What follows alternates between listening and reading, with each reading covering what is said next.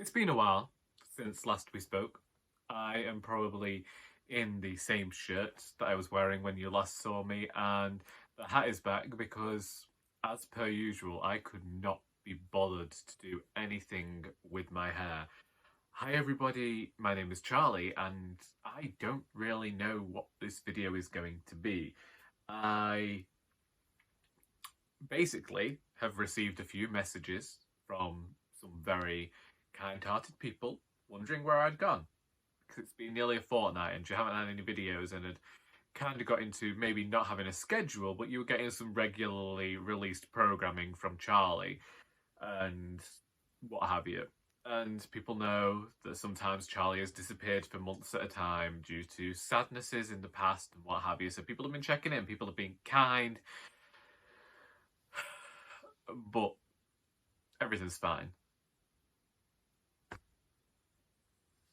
That's the news flash of the day. It's so the last video you will have seen was the Booker reaction video that I recorded with Charlie of Charlie Brooke, and I suppose that's something that I should talk about. Charlie and I agreed that we were going to try and read the Booker long list together this year.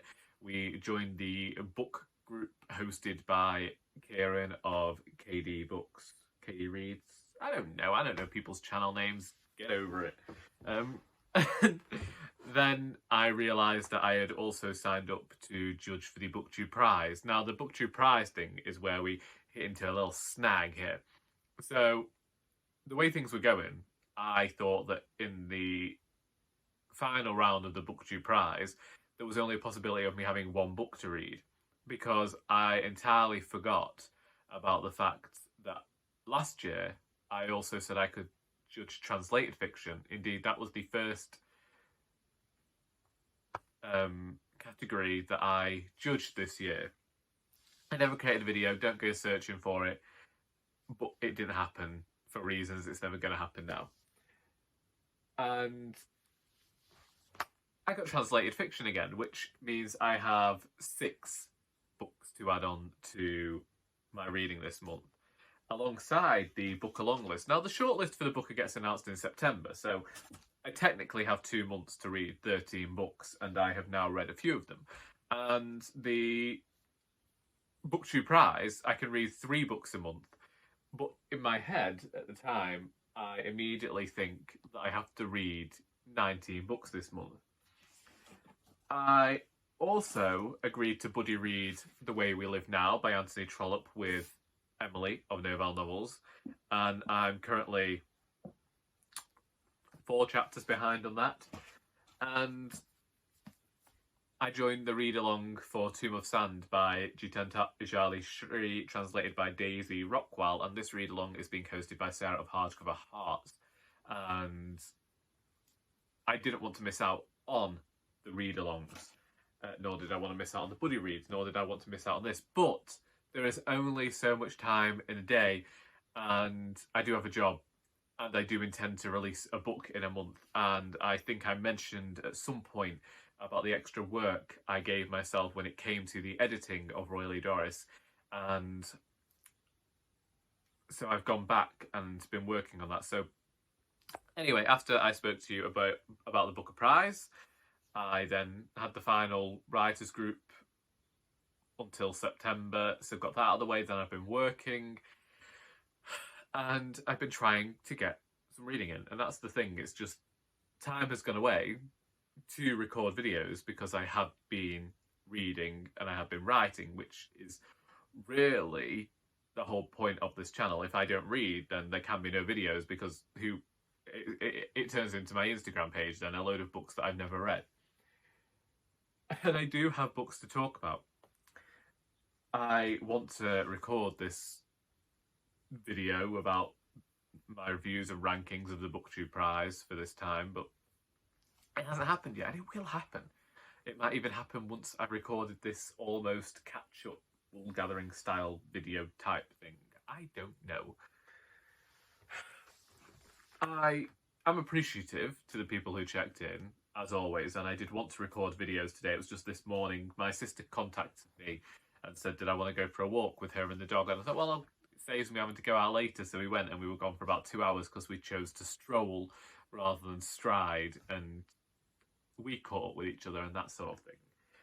My younger brother has gone up to Scotland as well, whilst our older brother goes on holiday. So it's just there's been a lot of stuff, and it hasn't been conducive to me getting videos recorded, uploaded, and edited. I suppose as well, when it comes to the wrap-ups that I want to record, and I want to record some singular reviews, that there's this almost sensation of work, and I am somewhat lazy. So when it comes to this idea of having to record this video or that video, and I think about how much time it's going to take to edit, I think, do you know what? Put that off for a second, because that time that I'm going to spend editing, which can be hours at a time, and yes, I'll be, whilst I'm waiting for videos to encode, I'm reading, that could be spent doing other things, such as reading or writing. And to actually discuss writing, I suppose, I didn't read anything at the Final Writers Group because I'd read that portion that I wrote for the charity shop novel thing, and I hadn't written any more. I have since written some more with my protagonist that I originally envisaged for this book, and it seems as though writing from the perspective of the charity shop worked as a way in, and I should have guessed to do this a while ago. I'm glad that I had the conversation with Joy that prompted this, because the way that Alice Valentine started is that I wrote another section, which will never see the light of day, with Magdalena Valentine, her auntie, and when I wrote that, it spurred me on to change characters, and I got the voice for Alice then. So I haven't got to write as much as I wanted to, I haven't got to edit as much as I wanted to, I haven't got to read as much as I had wanted to, but there is a finite number of minutes within one day, and there's only so much a person can achieve, and sometimes I do have to prioritise things over others. And in a rather mean turn of events, you and YouTube weren't necessarily my priority this month. I also felt some guilt because I uploaded my Q&A video, and I went to Instagram afterwards and discovered a ton of questions that I'd forgot to include because I hadn't screenshotted these. And these were actual DMs as opposed to the question thing on Instagram or the NGL page. So we'll go with these.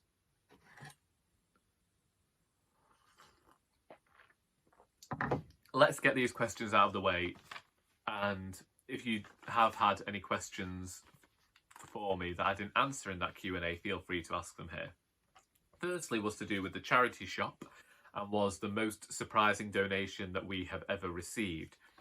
For me, that came yesterday when I had a bag full of polystyrene bedpans donated. But for the organisation as a whole, it was when we had a purple strap-on vibrating dildo donated to one of our shops. We have still no idea who it came from. They didn't gift aid it, but it still has a place of posterity in that shop, simply as one of the most shocking things we ever received. Then I received a question as to if Sally's name, Sally is my dog, if you didn't know, and if you didn't know, we can't be friends, was Sally's name inspired by anything literary? When we got Sally, she had a different name that I won't repeat here because I hated it, my family hated it, and we toyed with changing it to something close to that. And after 3 days, was it 3 days? Either way, she still didn't have a name after a while. And at first I'd said no to the name Sally, and my brother and sister kept saying she looked like a Sally, and it was getting left up to me to name her, and I was toying with ideas for something literary, something that related to something, and they said she looks like a Sally. I was like, do you know what? If you think she looks like a Sally, then we'll call her Sally, and that's exactly what happened. And sometimes I think, well, I can just tell people that I named her after the character in The Nightmare Before Christmas. Sometimes I think of that graphic novel, Sally Heathcote's Suffragette, but really she does not have any linking to anything literary. Otherwise, everyone would think she was named after Sally Rooney, and that ain't ever going to happen. Next, I got asked whether I had ever been to Italy, if I plan to go soon, and if I do plan to go, where. So I visited Italy in 2015 on a voucher, and went with my mother, visited Rome and Venice.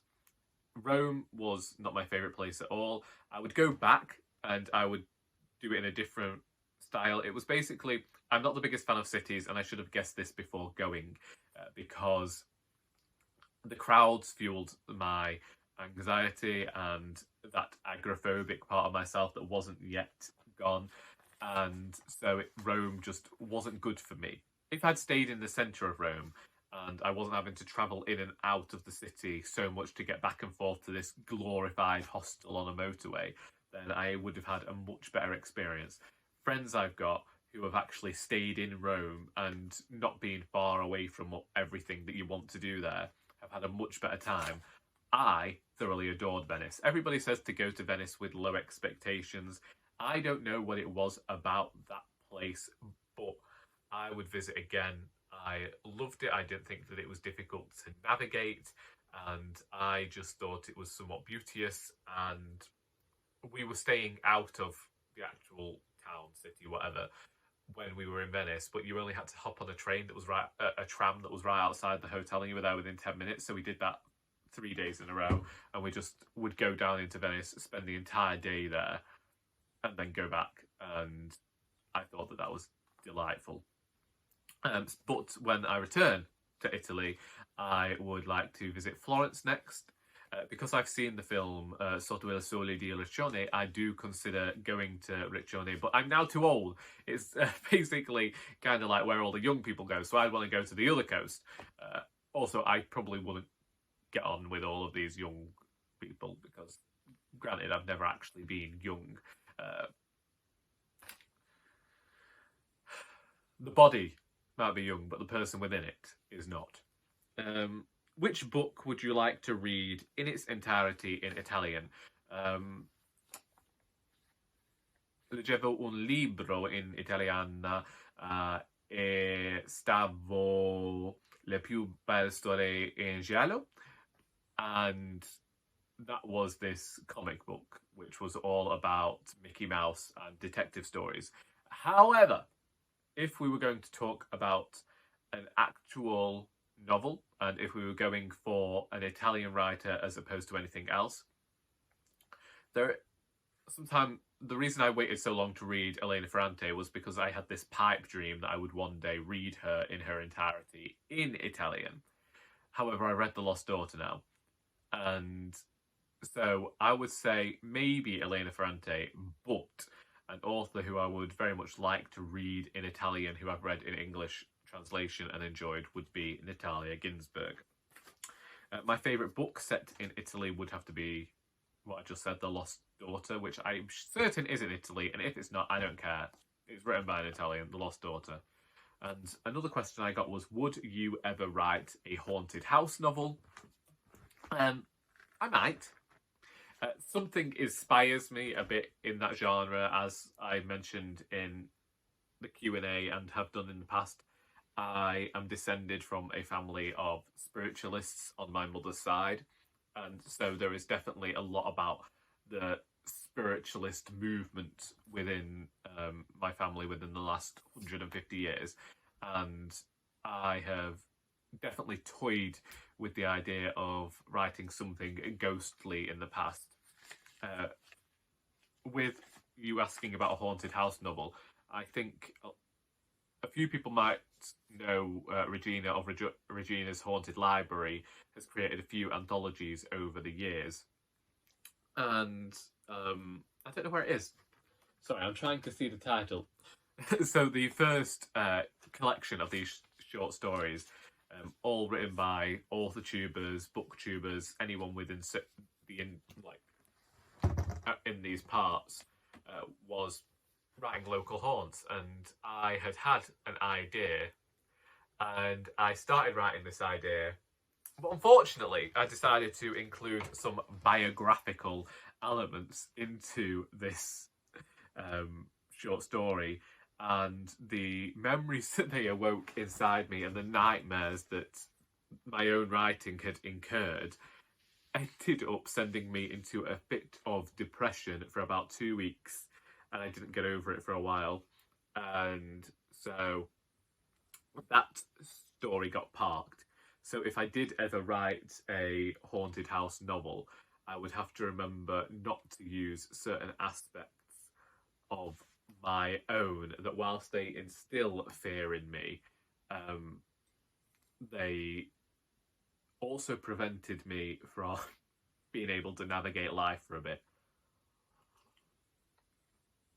Weirdly enough, Drunk Charlie nearly brought up these certain biographical things at the Poems and Pints night on Wednesday, which caused a very awful reaction when Drunk Charlie got up onto the microphone and said, in 2004, my grandfather died. It was the best thing that ever happened to me. So this was my father's father, and it is not something I will ever probably talk about on here. Although, a few of you do know, and if you know, you know. So, Booker Prize reading. Let's talk about that. Let's talk about the Booker Prize reading. What have I read so far? So, as we know from the long list video, I've read O. William. I have now listened to Small Things Like These by Claire Keegan because the audiobook was cheaper on Audible, and so I listened to that on the night of. I have also listened to Treacle Walker by Alan Garner, which I thought was mildly fantastic. I'm going to talk more in my wrap-up about these. I've now read Case Study by Graham McCrae Burnett, The Colony by Audrey McGee. I have started Night Crawling by Layla Motley, and part of me feels like there was another one, but I'm struggling to find it right now. But I do also have Booth on Borrow Box to read. I have Trust on my Kindle. I have something waiting at the library. I can't remember what that one is. I have Glory by No Violet Blueio on my shelves. And The Trees by Percival Everett I have too. And so far, I'm underwhelmed. I'm underwhelmed in terms of none of them feel magnificent enough. None of them give me that sensation that I felt when I read The Luminaries back in 2013. And I perhaps shouldn't be using 2013 as like the pinnacle for me, because it was my first year reading the Booker and it was my first ever like foray into adult fiction. But I don't feel any sense of wonder or like Tomb of Sand, which won the International Booker this year. Tomb of Sand so far, I'm only, is it 234 pages in? I'm 234 pages in to this book. And I have felt a sense of wonder on every page in terms of the writing, in terms of the character, in terms of what the author is talking about, and it has flowed just incredibly well. I don't know how to explain it, but as a writer, I am enthusiastic about this book. And when I go into the Booker, perhaps that's my own issue. I'm looking at these books in terms of how I view writing and my own philosophy of writing, and I'm bringing that with me. I don't know, but The Colony just felt like the author had read Ali Smith and they'd read Lanny by Max Porter, and they'd melded these two things together with none of the magic, by the way. And I was underwhelmed. It's like, yeah, there's writing here, yeah, there's tragedy in here. It exists, but I in no way felt anything. I got through it quickly. That's all I can say. Case Study by Graham McRae Burnett. Whilst reading this book, I was very much enjoying the different tones within the narrative. It was doing something that I liked, that I've seen done in The Woman in White by Wilkie Collins, that I talk about when I talk about Five Little Pigs by Agatha Christie, in that the tale is told almost in an epistolary fashion, in that you're reading the notebooks of this woman about this character. But, to me, he fluffs the ending again. I read The Accident on the A35, and that was compelling, and then the ending scuppered everything. And that's what I feel like Graham McRae Burnett always does. I just feel like this author does not know how to land an ending, despite the fact that the author can clearly write. Nightcrawling by Layla Motley, which admittedly I am only just about 100 pages into. The author is at the beginning of her career, and I can appreciate that, and I can see where she can go and how fantastic a writer she is going to be, but I don't feel like she's there yet. I can tell from the writing that she is a debut author and that she is a young author, and these are not bad things. I don't say that to the detriment of the book, but in terms of the Booker Prize, I just don't see it. Treacle Walker by Alan Garner. Loved this book. It spoke to that part of me that loves learning more about history. It has a few northern anachronisms in here. We talk about magical donkey stones. It felt like an adventure story of the 1950s. It felt like the adventures that I used to go on as a child, where you're just full of imagination. So you're in your mind, you're playing with these characters from your favourite books and your favourite television shows, and they're all blending together regardless of whether they ever met on the television. In your imagination, they can be there. Creatures from mythology can meet comic book characters, and I love that about this book. It had this intertextuality, something postmodern about it, but part of me wondered, is it not too regional? And then we have Small Things Like These by Claire Keegan, which again was almost like a Christmas carol, but it was also like a Christmas special. It's like someone put it in the Discord. It's something you would settle down to watch with your family after stuffing yourself on food to feel something rather than lethargy. It's very light emotion discussing the Magdalen laundries in Ireland. But I don't think that it did it exceptionally well. So I am left feeling now that I have read and O. William, despite the fact that I adore Elizabeth Strout's writing, I don't think that O. William is her best book. And my shock was palpable in the reaction video. So I just hope that so how many books is that? 5 books read, 1 currently reading. I hope that somewhere within the 8 books that I've got left to read, there is something that is going to fill me with this sense of wonder, because I'm seeking it and I feel like it could be there. I still have high hopes for Glory by Novella Bulawayo, and that is the one thing that's putting me off reading it now, is this idea that I'm not going to care for that narrative. Because there's now reticence there. There's reticence there because I have been able to see the quality within the books I am reading, but none of the authors has yet landed something for me to marvel at a book and wholeheartedly recommend it.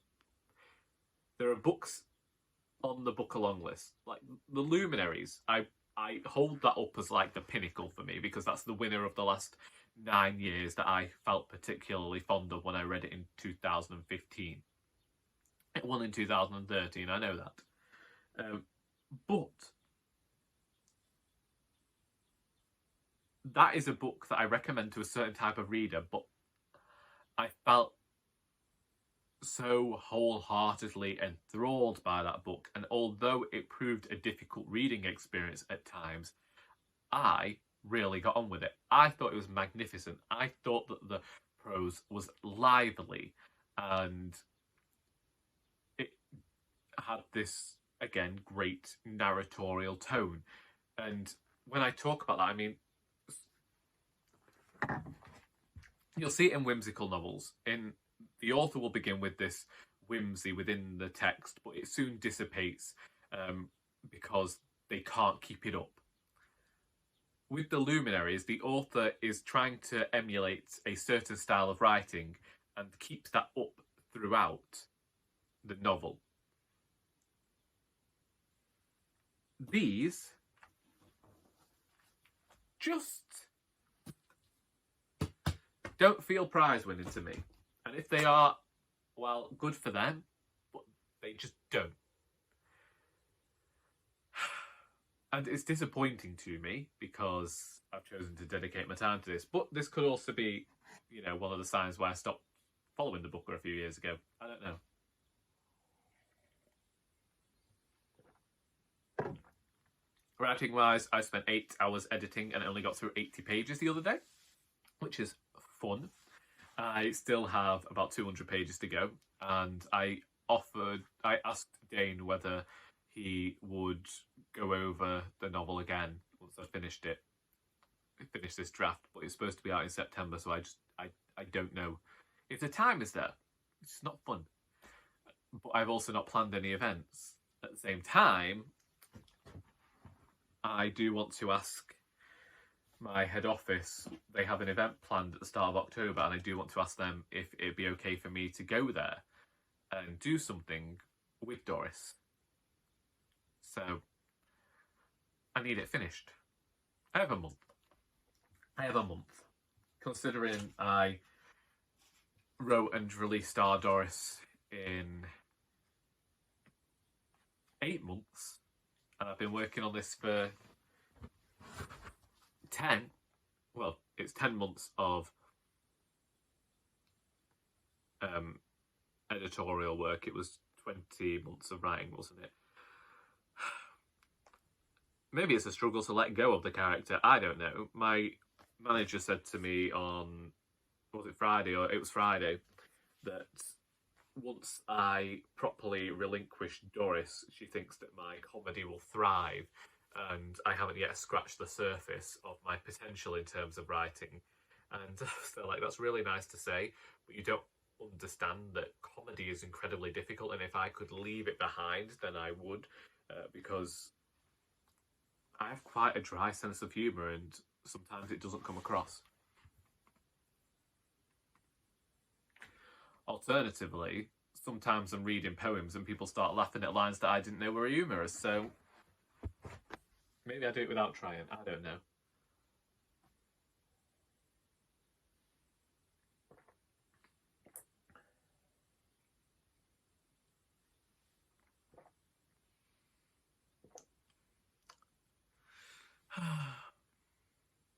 I also had a rather emotional reaction to Rina Sawayama's latest song, Hold the Girl. I don't know why. I mean, I didn't like cry because I don't have a soul, but I did get goosebumps along my arm when she started the bridge.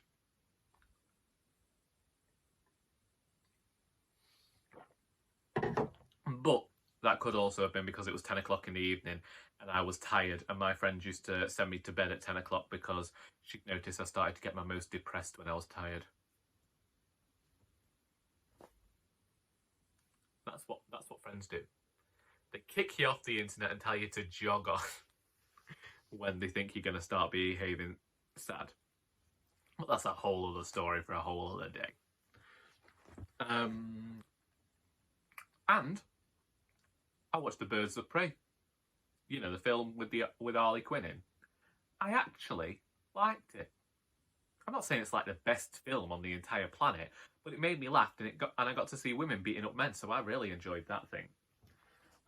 Which, you know, hopefully I'll get around to watching The Suicide Squad, because this was the one Christmas present I asked for last year, because James Gunn was directing it, and I know there's some controversy surrounding James Gunn, isn't there? I don't know about it, but there was something there, and this is supposed to be funny and whatever, so I want to watch it. My sister's watched it and thinks it's good, so we'll see. I'm going to go now because my tea's done and it's been half an hour, and frankly I've talked about nonsense and I didn't intend to do that. I thought I'd been in and out with no idea what I was going to be spouting forth, because I've been concerned about just putting out worthless content again, which also stops me from recording videos, because I'm like, oh god, everyone's just going to be a bit fed up of that. But maybe that's it. Maybe I'm just renowned for woolgathering nowadays. Maybe that's who I am. Maybe my content isn't all these like really in-depth thoughts about literature. Maybe it's not that. Maybe my content is somebody who couldn't be bothered washing his hair today, who actually, well, it needs a deep clean. I ran out of Tresemme hairspray, and if they would like to sponsor me, I would accept that, because I use a lot of it. So I ran out of that, and I had to use this hair gel I've not used in a while, and I only had this Avon hairspray. And so the last few days of hairstyles have been choice, to say the least. I won't call it a style so much as I accidentally glued my hair into certain gravity-defying... I don't know how to end that, but they were gravity-defying. And until I'm able to get into a bath and properly soak it off, it's getting stuck. It's like properly glued. What it takes is there's layers and layers of gel and airspray in it right now. I've showered, but it doesn't come out. It takes like deep conditioning. I don't know what's in that air gel. I don't know what's in that Avon airspray, but they do not react well to water. I'm just there constantly trying to get it out of my hair. Got flaming songs on the speaker that I want to listen to, and I'm like, just in pain. Either way, that's not your concern. I couldn't be bothered doing my hair for this video. Maybe that's what you're here for. Maybe you're after somebody who is an outfit repeater, because this shirt is baggy, and for whatever reason, wearing baggy clothes after losing 7 stone just makes you feel like you lost more than you did. Also makes me feel like I'm living some sort of 90s fantasy in my oversized shirt. I sometimes feel like Magnum PI, even though I didn't watch that. My grandparents had that on and I was playing with action figures. I was very young once. Very naive. Sometimes I remember my naivety. And I feel sorry for the person.